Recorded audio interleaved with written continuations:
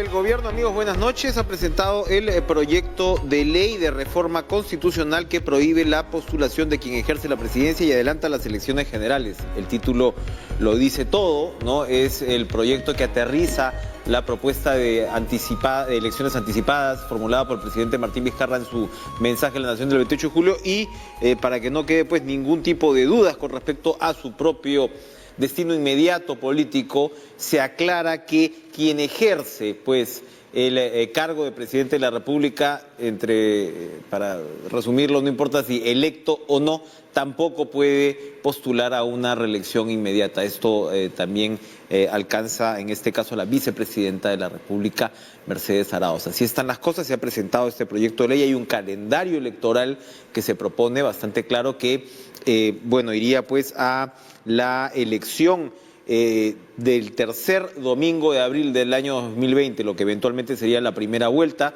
de ser necesario otra en junio, ¿no? Un repechaje, un balotaje, y finalmente, la toma de mando el 28 de julio del año 2020, lo que adelantaría efectivamente un año. Evidentemente esto ha generado todo tipo de reacciones. A primera vista, por el lado de la población hay un apoyo, ¿no? Mayoritario frente a esta decisión, pero pues hay especialistas que se han ido pronunciando de manera distinta. Bueno, para empezar, la propia señora Arauz. Vamos a conversar, le agradecemos su presencia en este día tan movido al ministro de Justicia, Vicente Ceballos, que por supuesto estaba en la primera línea de toda esta presentación. Ministro, gracias por estar con nosotros. Enrique, gracias y muy amable por la oportunidad, muy más. Le preguntaba, ¿satisfecho con el resultado de este proyecto de ley? Sí, bueno, ya el mensaje a la Nación del 28 de julio el presidente lo había anunciado y hoy se ha concretado con la presentación del proyecto de ley 4637, que obviamente regula lo que usted bien lo ha descrito, ¿no? En primer lugar, complementa lo que ya establece el artículo 112, que la reelección inmediata está prohibida no solamente para el presidente, sino también para los vicepresidentes, y también se añaden 4 disposiciones transitorias especiales, ¿no? El recorte del periodo de mandato del presidente y vicepresidentes, el recorte de mandato de los congresistas y los miembros del Parlamento andino, la convocatoria a elecciones para el tercer domingo de abril del próximo año, ¿no? Y quienes salgan elegidos de esas elecciones lo ejercerán por un periodo de 5 años, es decir, hasta el 2025. Y lo último es también relacionado al cronograma electoral. Obviamente, con el cronograma electoral preestablecido en la Ley Orgánica de Elecciones presente, difícilmente podría avanzarse. Entonces, lo que se está haciendo es flexibilizando estos plazos para que se permita llegar a estas elecciones propuestas. A ver, vamos para que la teleaudiencia pueda entender toda esta situación. Primero, ¿no? Para salir del previo. Hay congresistas que argumentan que este pedido es inconstitucional porque señalan o sospechan, ¿no?, que el Consejo de Ministros no lo aprobó y que la Constitución demanda que en este caso el mensaje presidencial que incluía esta propuesta, hay que decirlo, no el proyecto de ley como tal, pero sí la propuesta, tenía que haber sido aprobado por el Consejo de Ministros. ¿Usted está tranquilo con respecto a esto? Por supuesto. Yo lamento que un parlamentario de tanta experiencia política como Jorge del Castillo sea el abanderado de estar objetando u observando de que no se haya aprobado esto en el Consejo de Ministros, cuando sabemos perfectamente que este es una exigencia de la propia Constitución del Estado. El mensaje tiene que ser aprobado por el Consejo de Ministros, lo que efectivamente se ha dado. Yo no encuentro razón alguna por la cual esté objetando ello, y no pasemos por alto una circunstancia. Él ha sido también presidente del Consejo de Ministros. Yo no quiero pensar que esas prácticas se daban antes. Lo que sí le puedo asegurar es que acá se ha seguido rigurosamente las exigencias que manda la propia Constitución. ¿Hay audios como es normal que se graben los consejos de ministros? Mire, el tema de audios... Porque ya, le digo porque ya hay una formalidad, sí, ya hay una solicitud formal. El tema de audios o actas, eso lo maneja el secretario técnico del Consejo de Ministros, que es el señor Pino. Lo cierto es que las actas sí, porque justamente la semana posterior a la sesión, obviamente se suscriben las actas. Entonces eso tendría que estar perfectamente documentado, ¿no? Así es. Muy bien. A ver, el otro tema es el referéndum. La propia exposición de motivos recoge que hay circunstancias en las cuales se podría y se ha visto antes una reforma constitucional, que es el caso de esto, para incluir estas disposiciones transitorias, que hay que aclarar, son disposiciones transitorias, o sea, solo rigen para esta circunstancia, como ocurrió en el año 2000, cuando se recortó el periodo de Alberto Fujimori, pero igual es una reforma constitucional, ¿no? Entonces, se señala que para ponerlo en cristiano, que cuando el Congreso se pone de acuerdo, puedes hacer 2 votaciones pues, en una sola legislatura, ¿no? Y poder acelerar el proceso. El caso del referéndum evidentemente reemplaza la segunda votación. Es de todas maneras una intención que el gran elector participe en este proceso, o podría darse que el proceso pues se resuma, se adecúe y salga solamente por el lado del Congreso el acuerdo para adelantar las elecciones. Primero, el referéndum nos parece esencial, porque involucra y nos refuerza la legitimidad con una participación de la ciudadanía. Y lo segundo, adentrándonos con lo que establece el 206 de la Constitución, hay 2 mecanismos, ¿no?, para acudir a una reforma constitucional: una mayoría absoluta de votos y sometida a referéndum, o 2 legislaturas ordinarias con una mayoría de 2/3 en cada caso. Estamos votando por la primera opción, la primera alternativa, ¿no?, que sea aprobada por una mayoría absoluta y sea sometida a referéndum. Y esto no es ajeno a nuestra realidad inmediata, porque el año pasado ya hicimos uso de este mecanismo para las 4 reformas que fueron ratificadas el referéndum del 9 de diciembre pasado. Pero lo que usted dice tampoco está ajeno a la realidad histórica política de nuestro país, porque el año 2000... obviamente el Parlamento recurrió al uso de las 2 legislaturas, pero obviamente no esperando el prolongado proceso de 2 legislaturas. Usted sabe, una inicia en julio, termina en diciembre, y la otra empieza en marzo y termina en junio del próximo año. No es demasiado tiempo. Claro. Lo que aconteció en el año 2000 fue que se acortó. Estaban apuraditos, ¿no? Exacto, el presidente había fugado, digamos, todavía iba a renunciar por fax, ¿no? Exactamente. Todavía estaba por fugar. No, todavía no, eso se dio después. O sea, el Parlamento en ese momento, una primera legislatura fue en octubre del 2000, y la segunda legislatura fue en noviembre. Y es el propio Fujimori. Es más, quiero hacer memoria. ¿Quién presidió el Congreso? Marta Hildebrand. ¿Quién era la primera vicepresidenta? ¿Luz Salgado? Luz Salgado. ¿Quién promulgó esta reforma constitucional? Alberto Fujimori. ¿Quién convocó las elecciones? Alberto Fujimori. Pero en ese intervalo, a los 14 días, si no mal recuerdo, viajó al extranjero y presentó ya la conocida renuncia por fax. Y bueno, todo el proceso se dio al final en el Congreso. Exactamente. Es decir, la asunción transitoria de Valentín Paniagua, la convocatoria posterior a elecciones, entonces, todo. A la pregunta que usted hacía, ¿no? Oiga, ¿pero esto tiene alguna objeción constitucional? No, de ninguna manera. Primero, que se está haciendo uso de uno de los mecanismos que propone la propia Constitución. Y lo segundo, que ya existe un precedente. No, yo sencillamente preguntaba por si había de repente en algún momento la voluntad del Congreso de no hacer que el electorado salga a un referéndum otra vez, pero usted me está explicando que para el gobierno es fundamental, ¿no?, incluir, como lo fue en el tema de la reforma política. A ver, luego, ¿qué pasa? Esa es una pregunta cantada. ¿Qué pasa si el gobierno, pues, o el Congreso no le presta interés a ¿no? O no porque ustedes ponen un calendario que está bastante claro, ¿no? O sea, esto tendría que debatirse en agosto para aprobarse en septiembre, ¿no? Y que en noviembre podamos tener este referéndum, ¿no? O sea, el tema es, y evidentemente luego viene el calendario electoral que ustedes están adecuando en el proyecto de ley. Entonces, el tema está bastante acotado. Y bueno, hasta ahora pues se ha presentado algún tipo de oposición por parte de miembros del Congreso. Evidentemente, el gobierno podría presentar una cuestión de confianza en defensa de este proyecto de ley.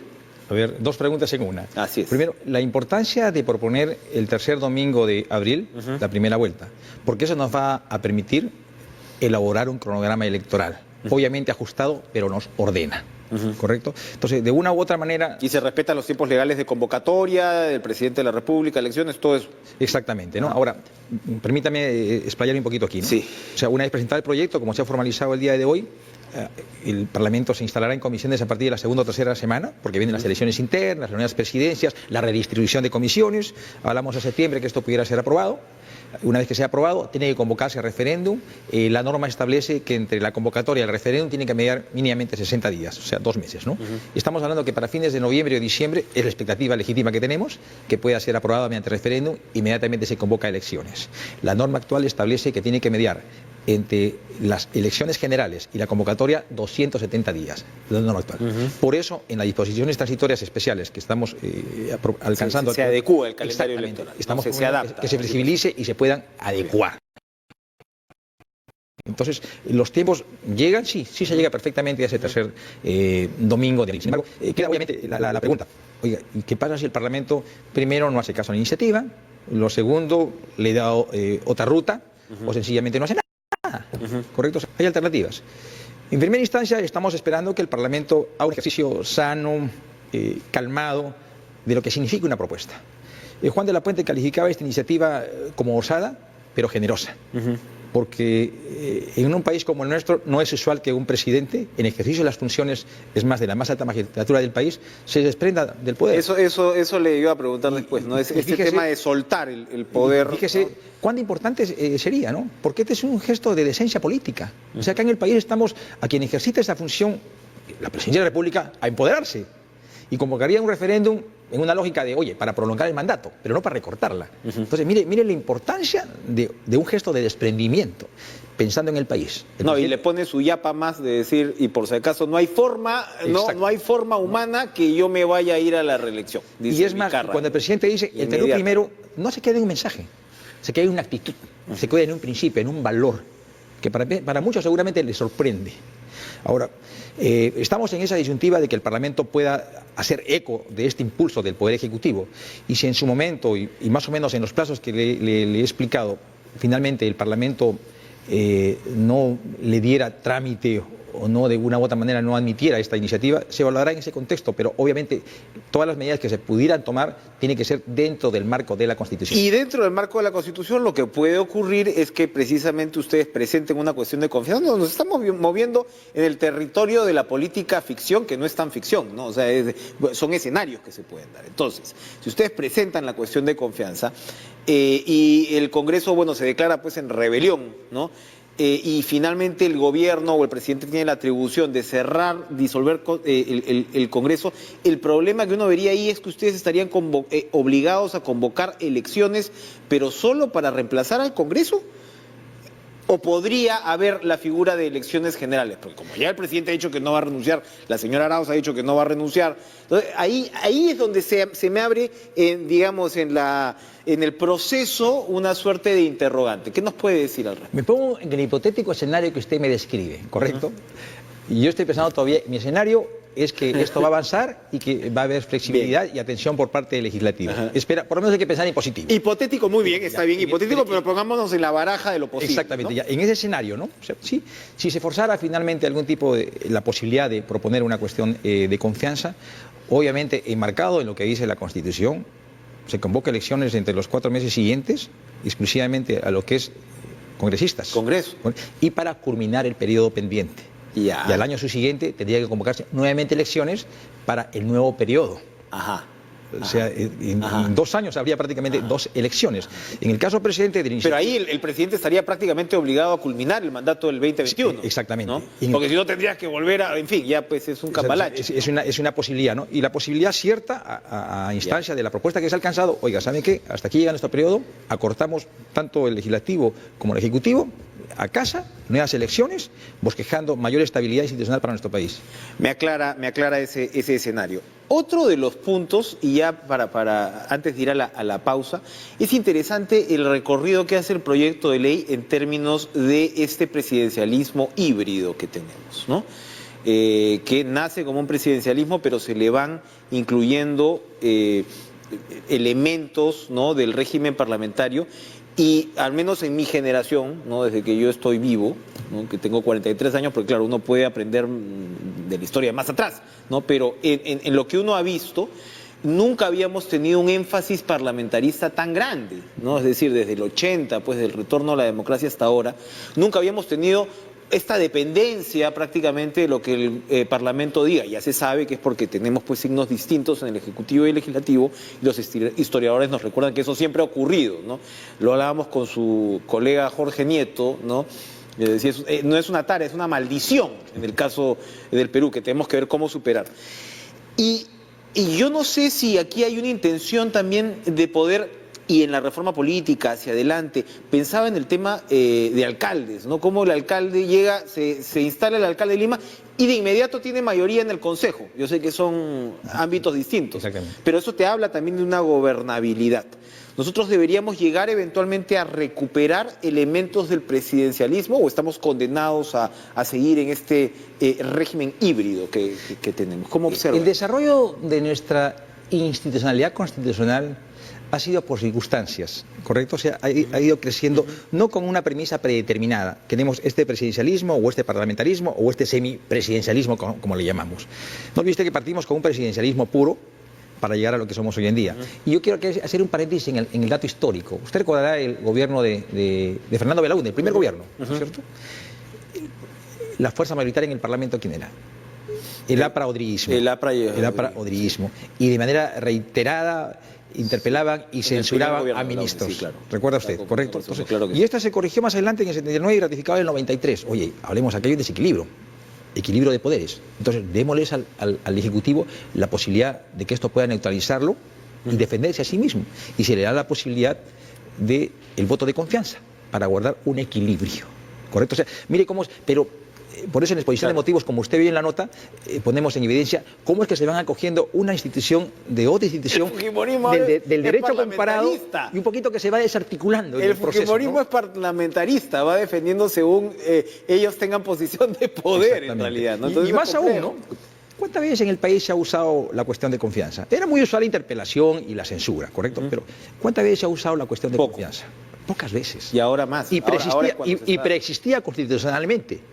Y se convierte en un auténtico instrumento de equilibrio de poderes porque se lo dota al Poder Ejecutivo de cómo defenderse. ¿Correcto? Cuando hay un Parlamento mayoritario agresivo, ¿qué hace el Poder Ejecutivo? Recurre a los instrumentos que le propone el propio marco constitucional para equilibrar y ponderar el comportamiento que tiene a su vecino de enfrente, que en este caso es el Parlamento. Vamos a ir a una pausa, ministro Ceballos, y regresamos porque hay un par de preguntas muy importantes que quiero trasladar de lo que están señalando ahora mismo los críticos de esta medida. No se vayan.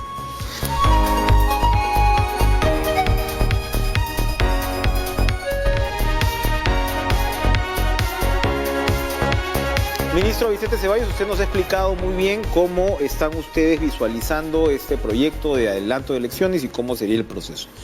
Los críticos, entre quienes hay voces inteligentes también, ¿no?, mesuradas, serias, vamos a decirlo así, ¿no?, en este caso, están señalando que, a ver, ¿cómo así que el gobierno puso toda la carne en el asador a nombre de la reforma política y ahora lo que hace en la práctica es abandonar al pueblo o al electorado a las reglas de juego vigentes? Es decir, vas a tener otra vez 20 vientres de alquiler, una representación donde nada se garantiza que sea mejor que la anterior.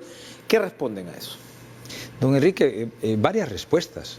En principio hablamos de normas que no existen, porque si bien se han aprobado, y se han aprobado el último jueves, se ha aprobado inmunidad y se ha aprobado el tema de alternancia y paridad, ¿correcto? Y ninguna de las 6 que se han priorizado en esta cuestión de confianza última tiene ni siquiera la calidad autógrafa, y a efecto de ello ni siquiera ha pasado al Ejecutivo para que pudiera observarla o promulgarla. Es decir, en tanto no sean publicadas, no tienen vigencia, ¿correcto? Sin embargo, en el proyecto de reforma constitucional que se ha alcanzado, se deja abierta la posibilidad de que estas, cuando se conviertan en leyes, puedan ser parte. Incorporadas a este calendario electoral. Exactamente. Y más aún, existe una norma aprobada por este Congreso que establece de que el último año, es decir, de la fecha de elecciones para atrás, no puede acudirse a modificaciones normativas en materia electoral.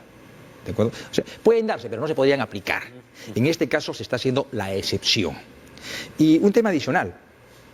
Del grueso de lo que se ha aprobado en estas seis normas por el legislativo, muchas de ellas no se aplican a plenitud el 2021, sino el 2026. O sea, para empezar el tema de la democracia interna, eso sí no... Exactamente, no se hace una discriminación entre partidos inscritos y no inscritos. O sea, para todos por igual, el 2026. Claro. En el tema de paridad de alternancia, el 2021 igual, se va un porcentaje este año, otro porcentaje pero sí podríamos tener financiamiento, sí podríamos tener prohibición de corruptos... Impedimentos, ¿no? Impedimentos, financiamiento... paridad alcanza. Lo que sí no va a alcanzar definitivamente por factor de plazos en economía electoral es el tema de las elecciones internas. Definitivamente no, porque es todo un proceso interno que definitivamente no se alcanza en los tiempos. La inmunidad fue la prueba ácida porque fue el proyecto, porque usted se ha referido ahora mismo a algunas de las modificaciones que operó el Congreso sobre las propuestas del Ejecutivo, pero el presidente Vizcarra se refirió sobre todo y en realidad únicamente, dijo que habían otras cosas, pero se refirió únicamente al tema de la inmunidad.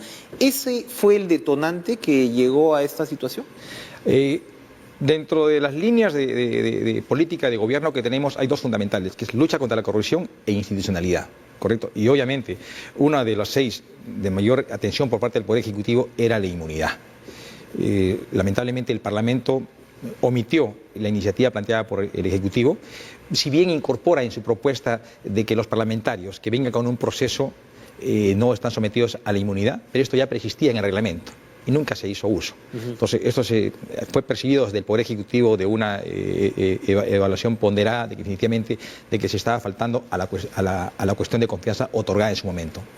¿Es una admisión de derrota para el gobierno esta situación, haber llegado a este punto? Porque también hay quienes dicen, oye, se habla de crisis política, en realidad en estricto no hay crisis. Claro, hemos vivido rodeado de crisis en los últimos años, pero ahora un tema como el que estamos señalando no constituye como tal una crisis política. ¿Es de alguna manera una admisión de derrota del Ejecutivo decir, sabes qué, sencillamente ya no quiero seguir tratando con este Congreso? Sí, alguien de la peor manera lo he dicho, que es la propia incapacidad de gestión que no nos permite seguir avanzando. Muy por el contrario. Este es un gesto, lo he reiterado antes, de desprendimiento y de compromiso con el país.